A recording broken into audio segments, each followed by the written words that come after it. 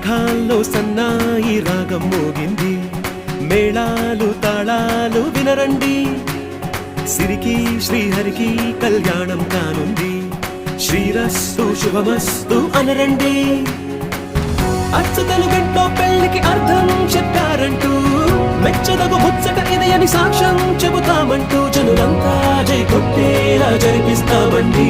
అందాల కుందన